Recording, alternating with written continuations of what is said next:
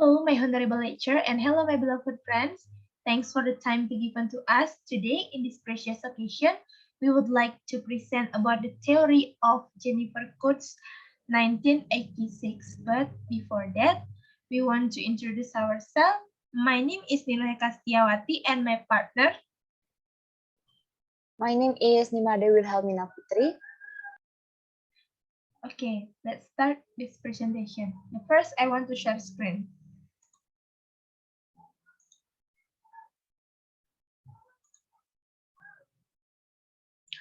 Okay, for this presentation, we want to explain about theory of Jennifer Coates, 1986. We want to explain the first, who is Jennifer Coates, the second, theory of Jennifer Coates, and then the third, difference between boys and girls, the fourth, gender-specific pattern, and the last, conclusion. Okay, the first will be presented by me about who is Jennifer Coates. Jennifer Coates is professor of English language and linguistics at Roehampton University. Her published work includes Woman, Man, and Language.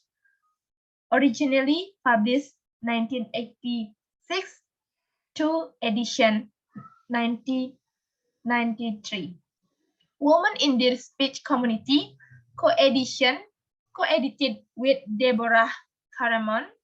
Woman Talk, conversation between woman friends and language and gender, a reader, as well as many chapters in edited books and articles in Referred Journal. She has just completed a book on man, masculinity, and narrative entitled Men Talk, to be published later this year.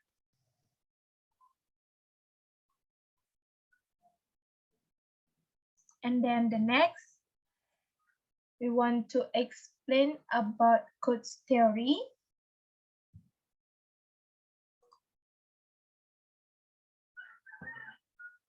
Okay, Coates theory. That's girls and boys develop different style of speaking due to their largely differing interaction in their all boys and girl friendship groups.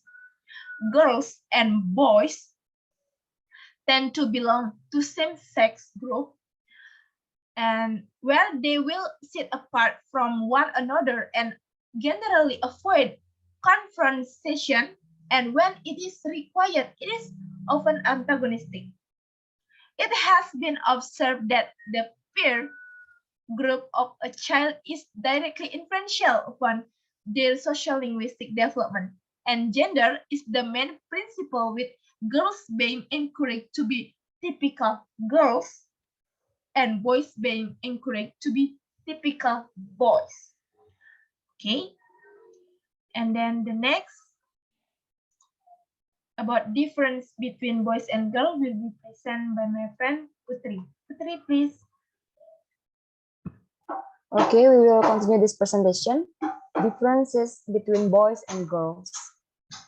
Coates acknowledge the tendency of girls to stick to playing in smaller groups, maybe with just one or two other girls, where the relationship is decided predominantly on talk, whereas boys will other to play in large hierarchical groups which are decided on joint activity.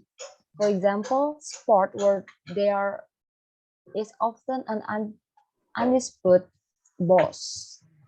Next slide, please. Two other theories whom Jennifer Coates mentioned in her own theory are Daniel Melt and Rick Brocker, who put forward the idea the boys and girls both acquire different purpose of speaking. The theories that girls learn to do the following three things. The first is create and maintaining relationship of closeness and equality. The second, criticise others in accessible ways. And the last, to interrupt accurately the speech of other girls. Meanwhile, boys, on the other hand, are more inclined to do the following three things when speaking.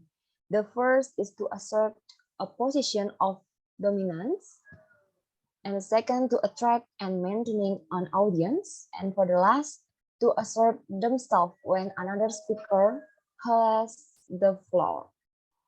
Next slide, please.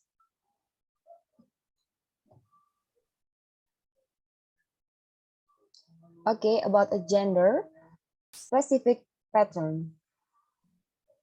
Maltz and Brocker note gender-specific interaction patterns that begin to develop very early and continue throughout childhood.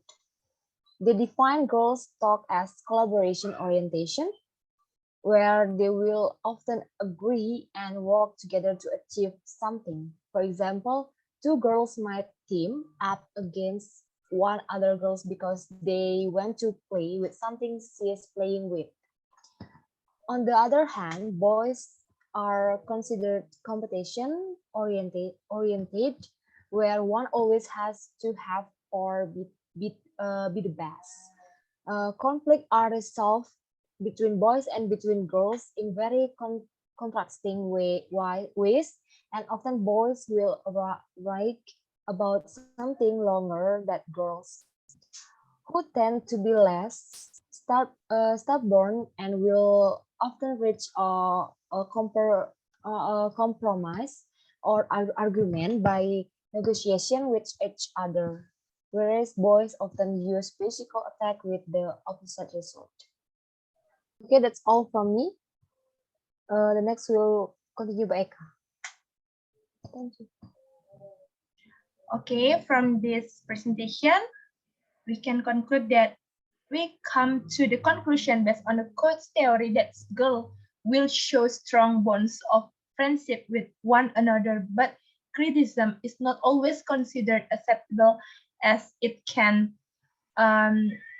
taken to hurt. We also predict that in accordance with coach theory that some boys will struggle to assert their dominance and masculinity, but not all will aim to attract the retained and audience or primarily seeks to be the center of attention as we believe. Characteristics that may be shared by boys or girls and are not exclusive shared by both boys and are unlikely to be common characteristic of boys. Okay, everyone, that's all from me and my friends. Thank you for your attention. See you.